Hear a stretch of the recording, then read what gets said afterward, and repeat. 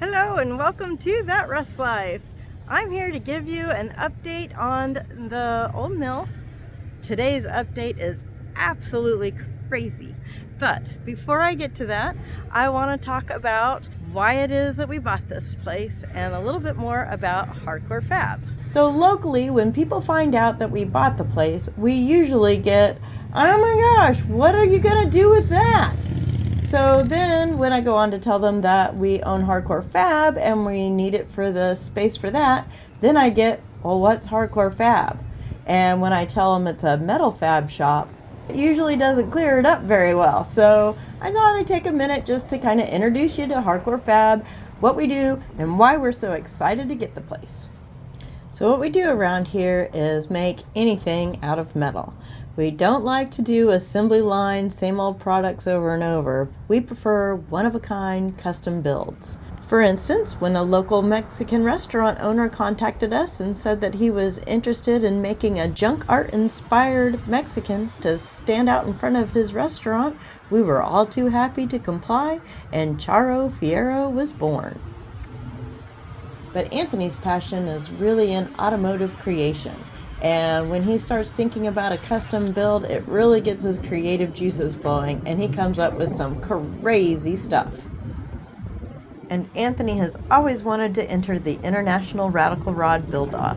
It's an event where you have 1 year to custom build a vehicle, drive it out to Las Vegas, Nevada, and display it at the SEMA show in November.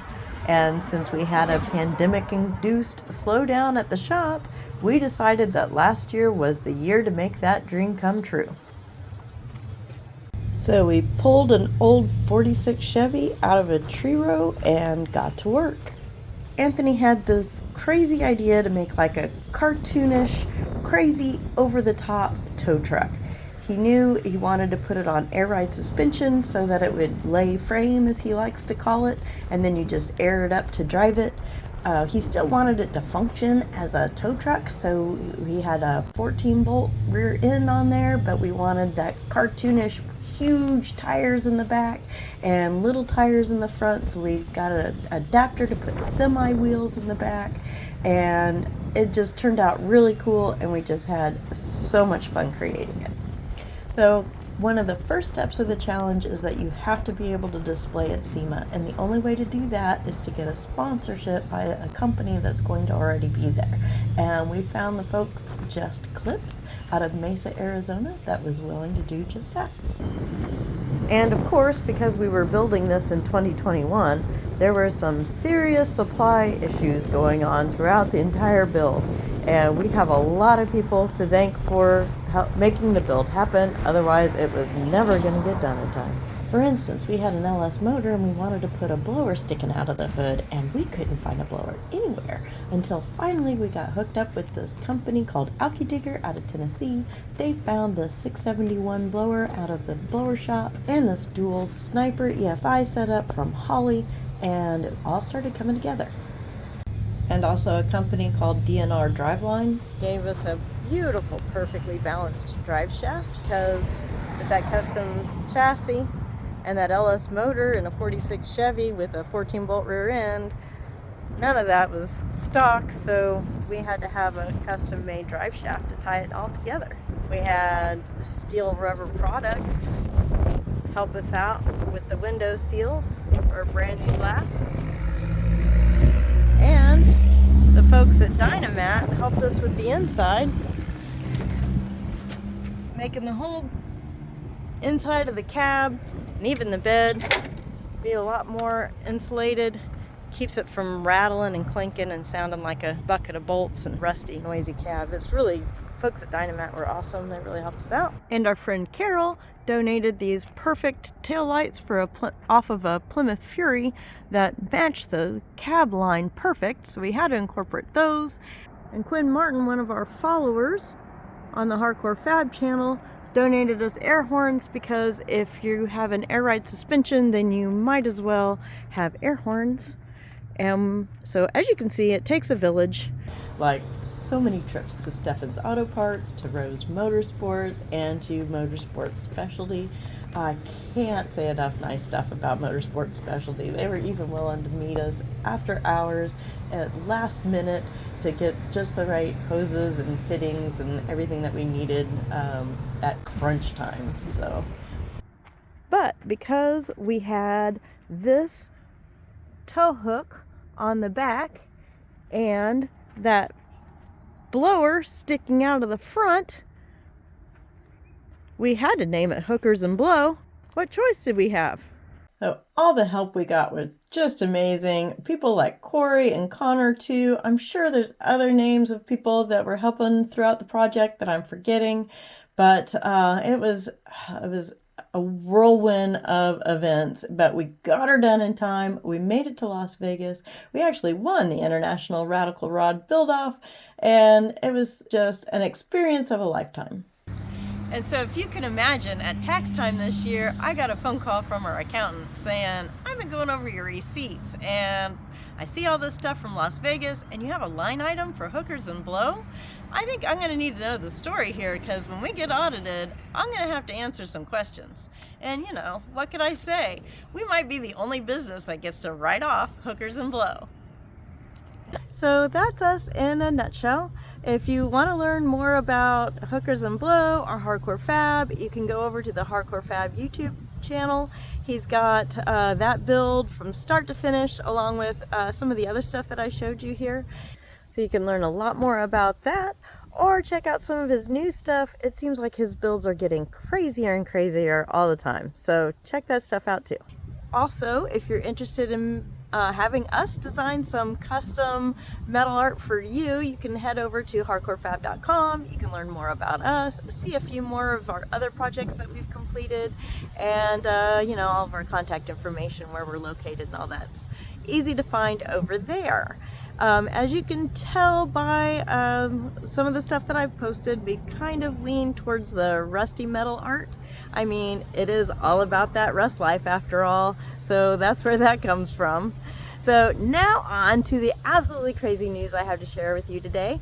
It involves that garage door that's behind me. It's on the south side of the mill, and it involves the property line, which I'll flip this around and show you the property line here, and a whole domino effect of events that have happened. So let me tell you, our property line ends right here, which doesn't really give us any room to use that garage door on the other side of all these trees.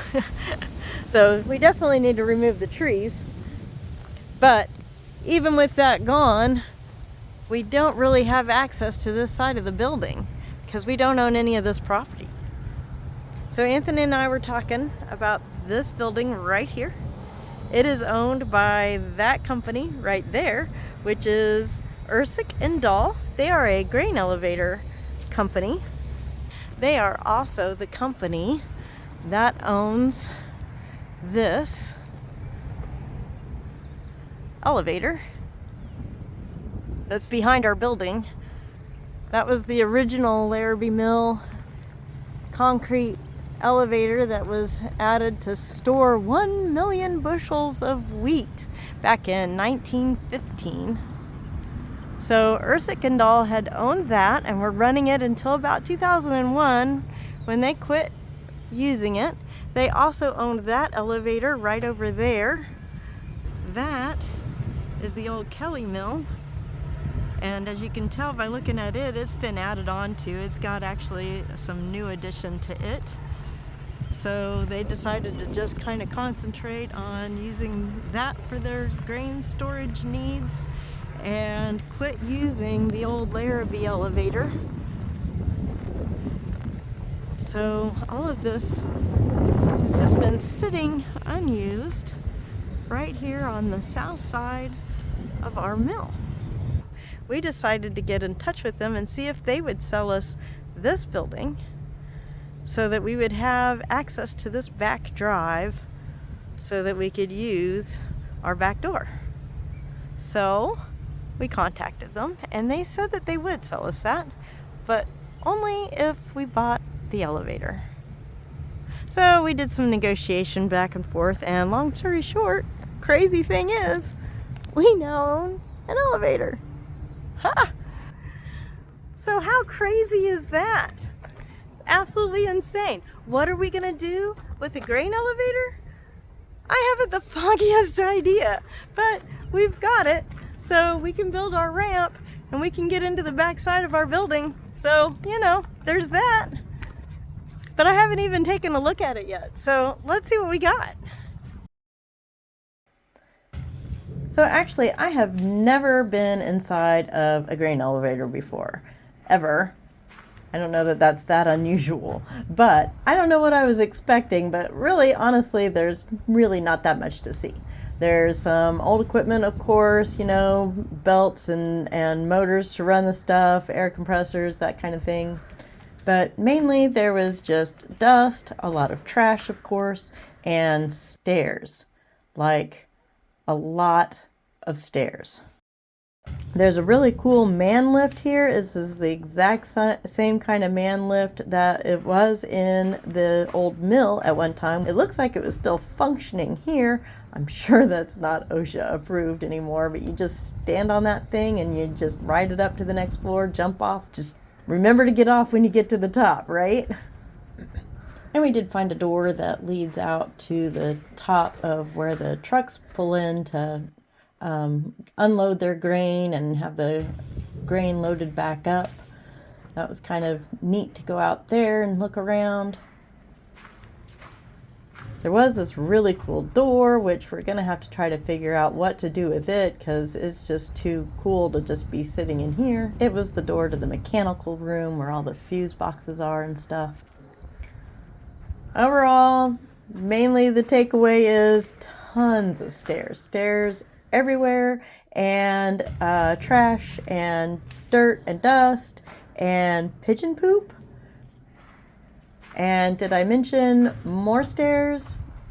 But at least all those stairs led to these platforms that would have windows with just amazing views. And we found this huge scale for weighing out the grain and, you know, just typical, I guess, grain elevator stuff. So really not that much to see. That is until you reach the top.